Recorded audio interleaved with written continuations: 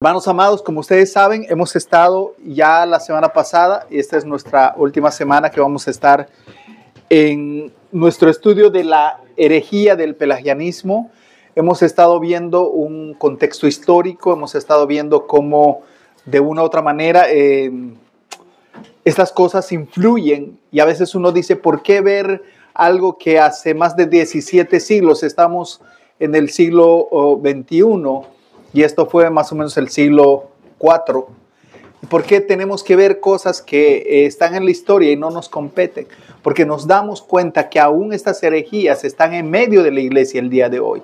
Y es importante que podamos ver bajo la luz de la palabra del Señor qué es lo que dice la palabra.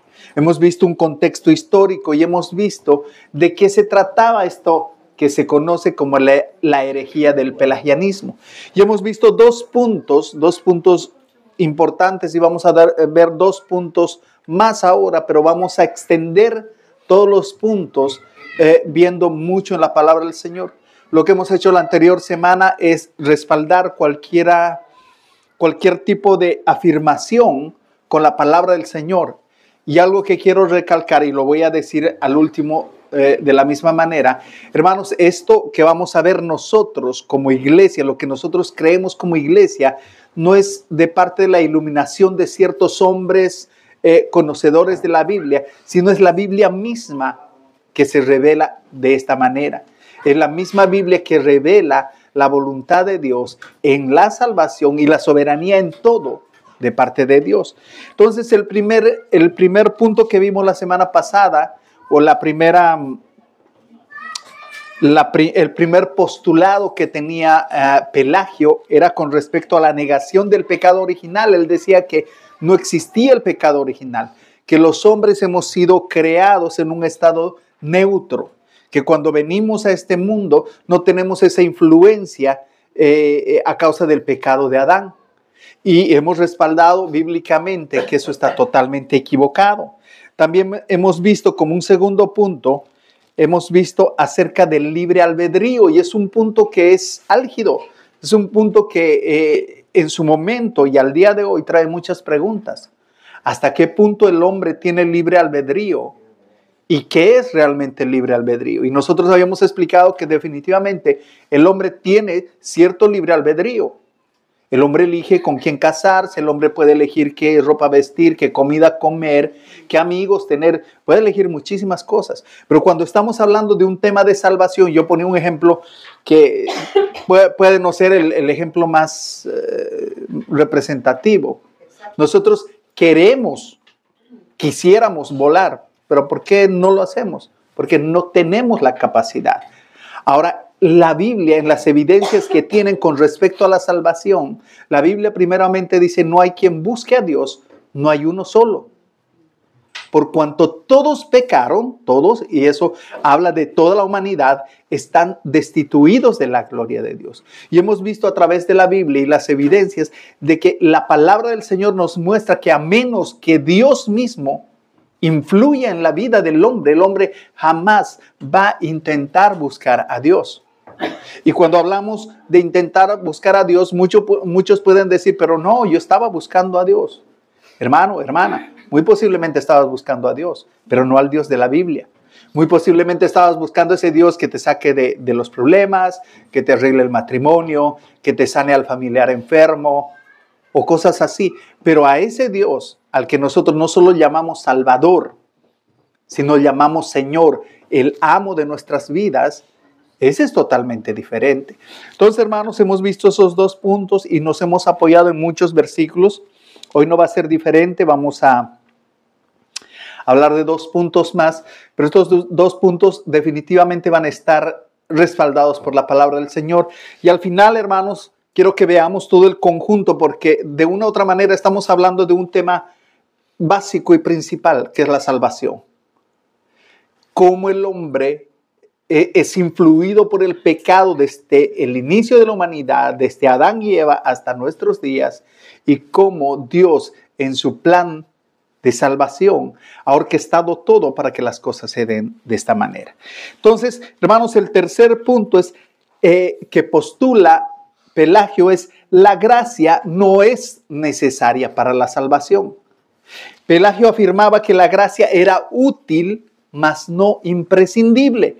La gracia de Dios ayuda, decía él, refiriéndose básicamente a la enseñanza de la ley y refiriéndose al ejemplo de Cristo, pero no es indispensable para obedecer, porque el hombre en sí mismo es bueno. Lo único que tiene que hacer es proponerse hacer las cosas. Y la semana pasada veíamos que, hermanos, nuestra proposición, por decirlo así, es tan débil que muchas veces queremos comenzar una dieta y estamos 2, 3, 4 días y al quinto día decimos, bueno, la dieta no es para mí. Y mucho más cuando a veces nos proponemos, pecamos constantemente en un pecado recurrente en nuestras vidas y nos ponemos a orar y decimos, Señor, perdóname, nunca más voy a hacer esto. Te ruego que tú me perdones, te prometo, Señor, que nunca más voy a pecar de esta manera. Y esa promesa nos dura 1, 2, 3, 5 semanas, un mes, no sé. Pero después volvemos a caer por nuestra propia naturaleza. Entonces, hermanos, Pelagio veía a la gracia como una ayuda externa y no así como una transformación interna del alma.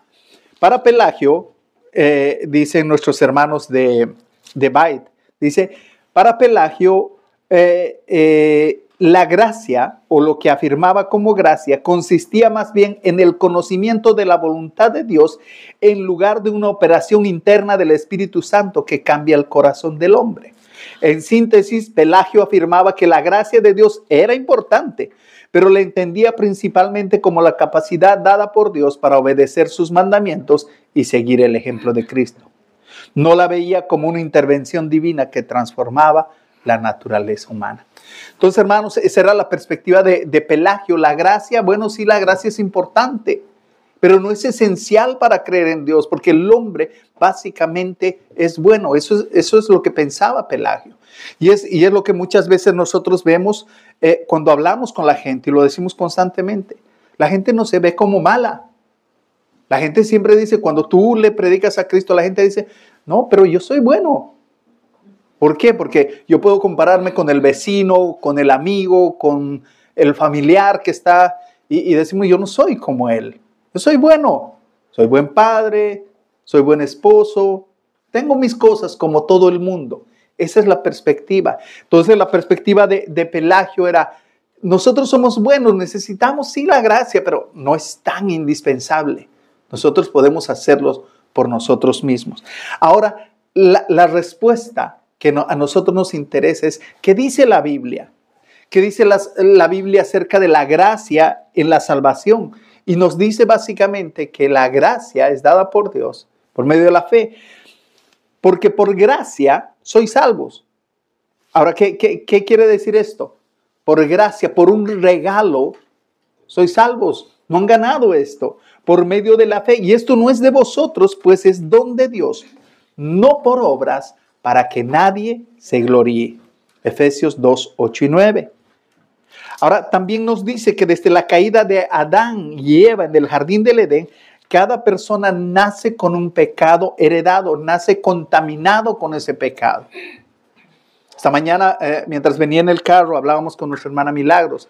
Hablamos acerca de enfermedades que vienen por herencia, por transmisión. El papá tuvo la misma enfermedad, el abuelo tuvo la misma enfermedad, el tío tuvo la misma enfermedad y a esta persona le pasó lo mismo. Ahora, ¿qué es lo que pasa con el pecado? La Biblia nos dice que nosotros hemos heredado el pecado. Dice, por tanto, como el pecado entró en el mundo por un hombre y por el pecado la muerte, refiriéndose a Adán, así la muerte pasó a todos los hombres por cuanto todos pecaron.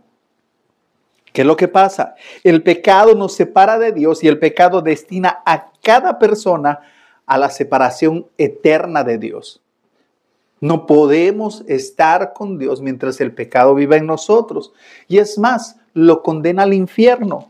Lo que cada uno de nosotros debe o necesita es ser liberado de este destino de pecado. Ahora, en otras palabras, hermanos, necesitamos la salvación del pecado y de sus partes tres, que son antes de la ley, bajo la ley y bajo el Evangelio, él pensaba que Dios había actuado de diferentes maneras, pero definitivamente el propósito de él era despertar la conciencia del hombre y poder guiarlo de mejor manera para que él, con sus propias fuerzas y sus propias intenciones, pueda llegar a Dios. Lo primero que él decía, antes de la ley, que es la primera dispensación o la primera etapa que él piensa. Hermano Roberto, por favor, dame el último, la última parte que no la tenemos. Reducción de las obras de Cristo.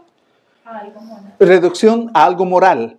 La última, reducción de la obra de Cristo a un simple ejemplo moral. Ese es el punto que estamos viendo. Pero para entender mejor, vamos a intentar entender qué es lo que veía o cómo entendía Pelagio la salvación.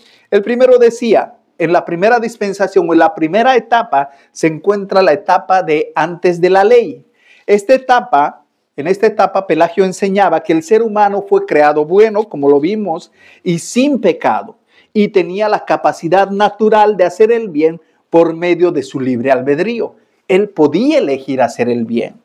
Aunque Adán pecó, decía él, eso no quiere decir que ese pecado se haya contagiado o haya contaminado a toda su descendencia. Y lo vimos la semana pasada. Esto no es posible porque el ser humano es creado en un estado neutral. O sea, no es bueno ni es malo, decía él. Él aprende a ser malo por las enseñanzas. Eso era lo que él pensaba. El pecado se transmite por la imitación y la costumbre, no por naturaleza. Eso es lo que pensaba.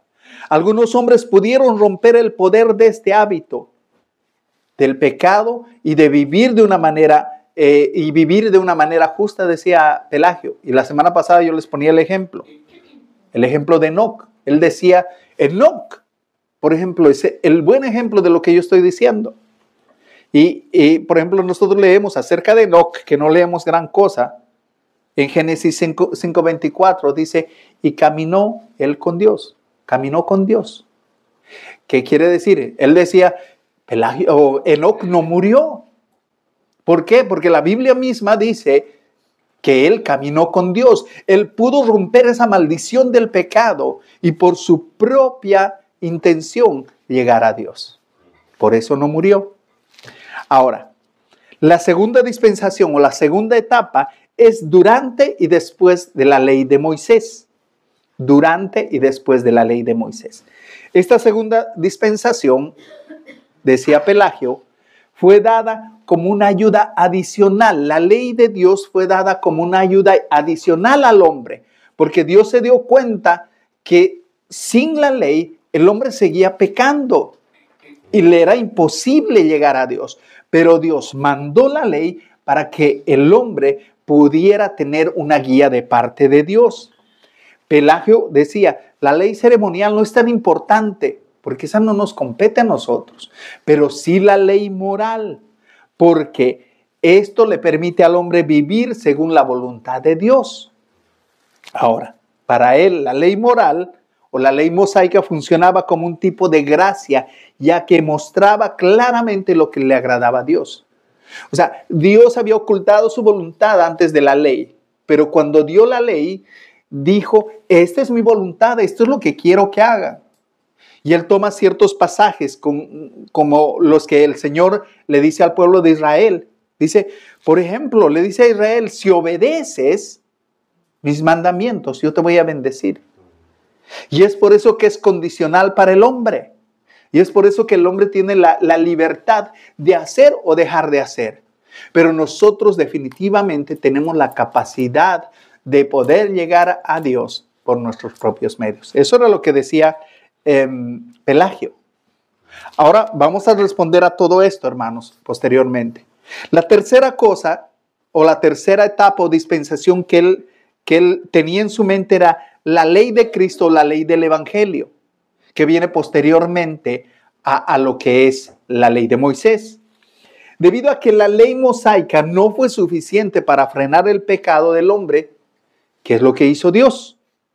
Y esto, hermanos, tenemos que verlo como si es que Dios hubiese tenido un plan B, hubiese mandado la ley, pero dijo, no me funcionó. ¿Qué hago ahora? Voy a mandar a mi hijo. Entonces se ve así. Él dijo, voy a mandar a Jesucristo.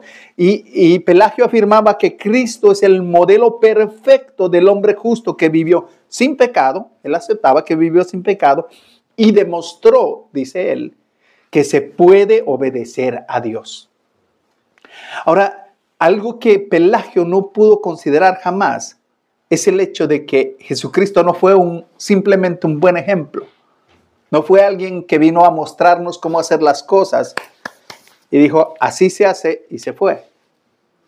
Sino que era el Hijo de Dios, 100% hombre y 100% Dios. Y eso lo entendemos. Ahora, la gracia en esta dispensación, según Pelagio, es la revelación en la vida de Cristo, sus enseñanzas y su ejemplo, y también en la justificación que ofrece por su muerte redentora. El Espíritu Santo, decía, ayuda al hombre a romper con el hábito del pecado y a vivir conforme al diseño original de Dios. Además, él decía, el bautismo, escuchen bien, el bautismo es la marca del inicio de la vida nueva, el retorno al estado original de justicia del hombre. Cuando tú te bautizas, es como si tú estuvieras demostrando que a partir de hoy estás viviendo esa vida nueva que Dios te ha dado para que puedas llegar hacia Él. Hermanos, nosotros entendemos que el bautismo es un sacramento de parte del Señor, es un mandato de parte del Señor. Pero en sí mismo el bautismo no tiene ningún tipo de poder. No es nada místico que pase en las aguas del bautismo. Si es algo espiritual, si tú eres un verdadero creyente y has conocido al Señor. Mas, sin embargo, el bautismo en sí mismo no tiene ningún tipo de poder si tú no te has arrepentido. Es por eso que en muchas sectas, uno de los propósitos te hablan 3, 4, 5 veces y te dicen, ¿quieres bautizarte? ¿Sí o no? ¿Quieres bautizarte? Y bueno, te bautizan. Tú dices, sí, listo. Y este es el entendimiento que se tenía. Ahora, hermanos, aunque nosotros podemos reconocer que hay diferentes administraciones, y ahora esta es la respuesta. Mediante el pacto de gracia, por ejemplo, antes del diluvio, bajo Abraham, bajo Moisés, bajo Cristo, todos estos periodos que nosotros vemos en la historia de redención, en la historia de la Biblia, apuntan a una sola cosa. A una sola cosa. La gracia salvadora de Dios en Cristo. Dios orquestando de principio a fin la salvación del ser humano. Y la salvación únicamente iba a venir por Cristo. Dice, antes de la fundación del mundo, esto no fue un plan alternativo, no fue, si me falla esto, voy a hacer este otro. Dios es soberano, omnipotente y omnisciente. Debemos recordar eso. Hebreos 13:8 dice, Jesucristo es el mismo ayer, hoy y por los siglos. Recordemos que Jesús es la segunda persona de la Trinidad. Hermanos, cuando nos acercamos a la Biblia, vemos que las Escrituras nos muestran cómo las diversas partes de la Biblia se integran en una unidad que presentan un solo mensaje de salvación por la fe en Jesús. Tú puedes tener fe en Buda, puedes tener fe en quien quieras, pero la salvación únicamente está en Cristo. Únicamente está en Cristo. Y Dios no tiene un plan alternativo, un plan B. Dios tiene un solo pueblo desde el principio hasta el fin. Y aunque nosotros vemos que Dios usó al pueblo de Israel, hoy tiene un solo pueblo. Dice, ¿qué dice Juan 14:6? Yo soy el camino, yo soy la vida. Yo soy la verdad. Nadie viene al Padre. Nadie va a poder llegar al Padre si no es a través de mí. Cuando Él se presenta a estos dos hombres que estaban yendo por el camino de Emaús, les dice, ¿cómo no se pueden dar cuenta que las Escrituras hablan de mí? Desde los libros de Moisés, pasando por los profetas, todo habla de mí. Hermanos, no tenemos planes B. No son formas autónomas de salvación lo que vemos en la Biblia, sino etapas de la revelación progresiva del único plan de redención en Cristo. Y otra vez recalco, en Cristo. No sé si podemos ver o alcanzar a ver la diferencia que hay entre lo que Pelagio decía y lo que nosotros creemos. Hermanos, y es la palabra del Señor la que se interpreta a sí misma. Y otra vez, reitero, esto no es lo que estamos enseñando, es acerca de las herejías de Pelagio, contrapuestas con la verdad del Evangelio. No simplemente con lo que pensamos nosotros los calvinistas o los reformados, o nosotros los de la Iglesia Bautista Reformada de Estocolmo. Es lo que dice la palabra del Señor. Entonces, como dijimos anteriormente, la diferencia de Pelagio es evidente a la evidencia que da la palabra del Señor. La palabra del Señor nos muestra que la caída del hombre afectó a toda la humanidad. Todos nacen con una naturaleza corrompida sin poder moral para agradar a Dios. Romanos 5:12 dice lo siguiente: por tanto, como el pecado entró en el mundo por un hombre, y por el pecado la muerte, así la muerte pasó a todos los hombres por cuanto todos pecaron. Efesios 2:1 dice, y Él os dio vida a vosotros, ¿cuándo? Cuando estabais muertos en vuestros delitos y pecados. Hermanos, es importante entender esto. Nosotros no estábamos agonizantes, nosotros no estábamos como que moribundos. Y el Señor nos dio vida allí. No, estábamos muertos en nuestros delitos y pecados. En ninguna parte de la historia humana el hombre es autosuficiente para salvarse a sí mismo o para regenerarse, a no ser que sea por la influencia del Espíritu Santo, porque el hombre natural no puede, dice la palabra de Dios, ni quiere buscar a Dios. Dice no puede ni quiere. Esto es claro. Ninguno de nosotros tiene esa posibilidad. Aunque Pelagio pensaba que los hombres podían ser salvos por vivir rectamente según la luz de la conciencia, la Biblia afirma que la justicia del hombre es insuficiente para cumplir la ley de Dios. Todos necesitan la obra sustitutiva de Cristo y la fe en Él para ser salvos. Todos nosotros, y eso lo debemos no solo saber, sino también defender. Hermanos, no todos los caminos llegan a Roma, o posible, pero no todos los caminos llegan al cielo. Eso es importante, hermanos. Juan 14:6, yo soy el camino y la verdad y la vida. Nadie viene al Padre si no es por mí. Hechos 4:12 dice, y en ningún otro hay salvación, porque no hay otro nombre bajo el cielo dado a los hombres en quien podamos ser salvos. Hermanos, alguien preguntaba, ¿más claro? ¿Así o más claro? Hermanos, hay mucha claridad en la palabra del Señor. No hay salvación posible fuera de Cristo. No hay salvación posible fuera de Cristo. Incluso para aquellos que vivieron antes de su encarnación, ellos fueron salvos por la fe en la promesa del Redentor venidero, no por sus propios méritos. Es por eso que cuando nosotros vemos a los grandes héroes de la fe, en Hebreos 11, dice, por la fe Abraham, por la fe David, por la fe Rahab, por la fe, por la fe, por la fe.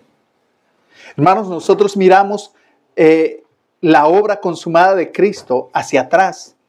Ellos veían un futuro incierto que aunque no tenían toda la luz, aunque no podían entender todo y cómo iba Dios a hacer para salvar al ser humano, ellos habían puesto su fe en Dios y en esa promesa de un Redentor venidero. Hermanos, para Pelagio la gracia de Dios era una gracia externa, un buen ejemplo, una enseñanza de Cristo, perdón ofrecido tal vez, pero la Biblia enseña que la gracia es eficaz y transformadora. Ezequiel 36, 26 y 27. Esta es una promesa en el Antiguo Testamento. Hermanos, perdón, el timbre está sonando, si alguien puede ir a abrir, por favor. Ezequiel 36, 26 y 27 dice tres cosas importantes. Os daré un corazón nuevo, primero. Segundo, pondré dentro de vosotros mi espíritu. Segunda cosa, y os haré que andéis en mis estatutos. Tercera cosa. Tres cosas importantes. Una, pondré dentro de vosotros mi espíritu. Os daré un nuevo corazón y os haré que andéis en mis estatutos. Si nos damos cuenta, hermanos, cómo estas tres cosas son cumplidas en lo que Dios hace en nuestras vidas. Dice, hoy nosotros tenemos un corazón diferente. Dios no ha cambiado simplemente nuestros gustos, ha cambiado todo nuestro ser. Dice que el Espíritu Santo mora en nosotros. Y dice, y haré que andéis en mis estatutos. Es por la obra del Espíritu Santo que nosotros podemos andar en Él, en obediencia. Hermano, no es por tu esfuerzo. Hermano, no puedes hacer dieta 3 días. Mucho menos poder andar en Cristo obedientemente delante del Señor. En ningún momento de la historia humana los verdaderos creyentes fueron salvos por su fuerza moral, como decía Pelagio, sino porque Dios les dio un nuevo corazón y una fe genuina, una fe para salvación. Y esto debe recordarnos cómo en los tiempos de la Reforma se trajo nuevamente a la luz la enseñanza de las Escrituras. Y hermanos, nosotros no seguimos a los reformadores. Se trajo a la luz otra vez las Escrituras, lo que había sido velado por siglos, se trajo a la luz. Y es por eso que hoy podemos decir, gloria a Dios, porque entendemos. Y nosotros, y hermanos, esto me lleva a un punto final. Nosotros hablamos de los 5 puntos del calvinismo como puntos en sí. Y los hemos estudiado muchas veces. Pero cuando vemos todo esto, cuando vemos la salvación, no podemos dejar de lado estos 5 puntos porque vemos la elección incondicional de Dios en todo lo que Él hace. Efesios 1, 4 y 5 dice, según nos escogió Él antes de la fundación del mundo para que fuésemos santos y sin mancha delante de Él. Dice, en amor, habiéndonos predestinado para ser adoptados hijos suyos por medio de Jesucristo según el puro afecto de su voluntad. Ahora, este pasaje, hermanos, resalta la elección de Dios antes de la fundación del mundo, sin que esa elección dependa de la obra o del mérito de ninguna persona. No es que Dios en su sabiduría y en su presencia dijo, no, seguramente Roberto, que no es tan malo, un día me va a elegir y es por eso que lo elijo ahora. No es así, no había mérito en nosotros, no había mérito en el ser humano, sino únicamente por la voluntad soberana de Dios. Esa es la elección. Romanos 8, 29 y 30 dice, porque a los que antes conoció, también los predestinó para que fuesen hechos conformes a la imagen de su Hijo, para que Él sea el primogénito entre muchos hermanos, y a los que predestinó, a esos también llamó, y a los que llamó, a esos también justificó, y a los que justificó, a estos también glorificó. Hermanos, qué promesa, qué texto, hermanos. En ese proceso de predestinación, Dios eligiendo a hombres, aquellos que van a ser salvos, los llama, pero no solamente los llama, sino los lleva hasta la gloria a través de su gracia soberana. Hermanos, esto no se queda en Dios nos justificó y nos dejó a nuestra suerte, sino Él promete llevarnos hacia Él. Juan 6:44, nadie puede venir a mí si el Padre que me envió no le trajere, y yo le resucitaré en el día final. Hermanos, cuando leemos este versículo, debemos entender que es Dios quien atrae a las personas a Cristo. Nosotros conocemos esto como esa gracia irresistible que Dios ha determinado antes de la fundación del mundo para los seres humanos. Si nosotros tuviéramos un tiempo para que cada uno pase y dé su testimonio, hermanos, el Señor en su multiforme gracia nos ha llamado de diferentes maneras. Amén. Muchas veces por una predicación, muchas veces por un testimonio, no sé, hay muchísimas maneras. Pero Dios lo ha hecho por las circunstancias muchas veces. Juan 6:37, todo lo que el Padre me da vendrá a mí, y al que a mí viene no le echo fuera. Amén. Otra vez, todo lo que el Padre me da vendrá a mí. Hermanos, esta es la soberanía de Dios. Y este versículo establece que aquellos que quienes Dios ha dado a Cristo vendrán a Él, asegurando que la salvación de sus elegidos es segura. Nosotros podemos vivir en confianza. Es natural que en nuestra humanidad podamos pensar, ¿seré salvo, Señor? Realmente a veces podemos tener dudas y eso es normal en cada uno de nosotros, pero la palabra nos alienta a poder entender que nuestra salvación está asegurada, no por lo que tú hagas, ni por lo que yo haga, sino por la obra de Cristo en la cruz del Calvario, porque Dios decidió salvarnos en su misericordia.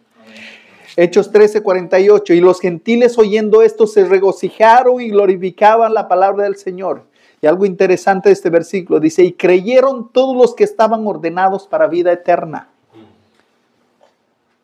Hermanos, aquellos ordenados o predestinados antes de la fundación del mundo creerán en el Evangelio.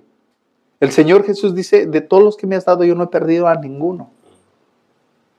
Y es así, y es por eso que nosotros podemos agradecer al Señor de que esa salvación no está en nuestras manos, no está en nuestro esfuerzo, ni siquiera en nuestro compromiso moral, porque realmente podemos ser buenos. Y la semana pasada hablábamos de que muchas veces conocemos a personas que moralmente pueden ser incluso mejores que nosotros, pero la moralidad no salva. Evidentemente, según las evidencias de la palabra del Señor, por gracia sois salvos, por medio de la fe. Y esto no de vosotros, pues es don de Dios. Amén. Hermanos, nuestra salvación está segura. Eso está claro. Filipenses 1:6, estando persuadidos de esto, que el que comenzó en vosotros la buena obra, la perfeccionará hasta el día de Jesucristo. Amén. Hermanos, qué precioso. Este versículo confirma de que Dios es el responsable de completar la obra de salvación. De que Él inició la obra y Él la va a terminar. Él no deja las cosas a medias como tú y yo. No deja las dietas a medias como tú y yo. Hermanos, gloria a Dios por eso. Dios es quien asegura su obra y que ésta será llevada a cabo hasta el final. ¿Qué más podemos decir? Juan 10, 28 y 29. Y yo les doy vida eterna y no perecerán jamás, ni nadie las arrebatará de mi mano. Mi Padre me las dio. Es mayor que todos y nadie las puede arrebatar de la mano de mi Padre. Hermanos, aquellos que pertenecemos a Dios, seremos preservados por la gracia de Dios hasta el final. Hermanos, cuando leemos la palabra del Señor, qué precioso es poder sentir esa seguridad. Yo les decía que aunque en algún momento tengamos ciertas dudas, porque hay esa naturaleza, como Pablo decía, no, el mal que no quiero, ese hago. Y a veces nos pasa. Y a veces estamos luchando con nuestra naturaleza y a veces estamos yendo delante del Señor, pidiendo perdón otra vez. Pero hermanos, ahí es, por ahí es. Pero cuando pecas y no tienes ni siquiera el más mínimo remordimiento de tu pecado y sigues pecando indiscriminadamente, hay algo extraño ahí. Hay algo que deberías examinar. Hay algo que todos deberíamos examinar si estamos viviendo de esa manera. Que Dios permita que podamos vivir confiando en la obra de Dios en nuestras propias vidas a través de Cristo, a través del pago que Cristo hizo en la cruz del Calvario. Ya para terminar, hermanos, Romanos 9, 15 al 16 dice, porque Él dice a Moisés, tendré misericordia del que yo tenga misericordia y me compadeceré del que yo me compadezca. Así que no depende del que quiere ni del que corre, sino de Dios que tiene misericordia. Hermanos, este pasaje subraya completamente la soberanía de Dios en la elección de aquellos a quienes Él decide salvar. Él decide mostrar su misericordia independientemente de los méritos o los deseos humanos. Es un acto de la gracia divina, es un acto de amor de Dios. Dios dice, yo voy a tener misericordia de quien yo quiera tener misericordia. Y Pablo destaca y dice esto tan precioso, dice, así que dice, no vayan a pensar mal, así que no depende del que quiere ni del que corre, sino de Dios que tiene misericordia. Efesios 2, 8 y 9, porque por gracia sois salvos por medio de la fe, y esto no es de vosotros, pues es don de Dios, no por obras, para que nadie se gloríe. Esto lo leímos, hermanos. La salvación es un don soberano de Dios, no es algo que te ganas a través de esfuerzos, a través de buenas obras. Las buenas obras, por supuesto que vienen, pero no como el medio para la salvación, sino como la consecuencia de que ya tú eres salvo. Amén. Dios cambia tu corazón, lo hemos visto en versículos anteriores. Dios cambia tu corazón, cambia tus prioridades. Y ese cambio debe ser evidente en la manera de vivir. Esos frutos deben ser evidentes, esas obras de misericordia deben ser evidentes en tu vida. Pero eso no quiere decir que esas obras te vayan a salvar, sino son el resultado de la salvación que Dios ha hecho enteramente en ti. Romanos 9, 22 al 23.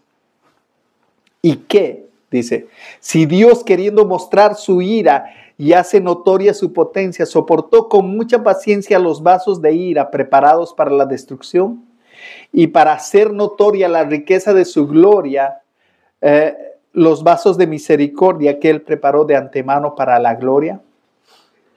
Hermanos, aunque Dios es paciente, algunos son preparados para la destrucción, y a veces nos cuesta entender esto. Cuando Dios dice que Él va a tener misericordia del que quiera tener misericordia, hermanos, nos cuesta entender que hay un destino preparado para aquellos que no creen en Dios. Entonces dirá también a los de la izquierda, apartaos de mí, malditos, al fuego eterno preparado para el diablo y sus ángeles. La realidad es que hay un destino eterno de juicio para aquellos que no creen. Y mi reflexión final sería, cree. Si estás siendo expuesto a la palabra del Señor, cree. Amados hermanos, lo que nosotros creemos descansa en la soberanía de Dios, sobre la salvación y sobre todo lo que nosotros podemos hacer como cristianos. Él elige a quienes salvará y otorgará su gracia irresistible. Él elige a quienes va a salvar y los va a preservar hasta el final. Y hermanos, en esto debe descansar nuestra seguridad. En esto nosotros podemos vivir confiados. Y es por eso que es importante que podamos ver estas cosas que todavía están metidas o entretejidas aún en la iglesia. Y es importante que nosotros tengamos claridad en lo que nosotros creemos. ¿Para qué? Para que si en determinado caso se nos pide cuentas de nuestra fe, podamos responder bien. Podamos saber en qué estamos creyendo y tengamos seguridad de lo que Dios ha hecho en nuestras vidas. Amén. Hermanos amados, ¿alguna pregunta, alguna observación, algún apunte que quieran aportar?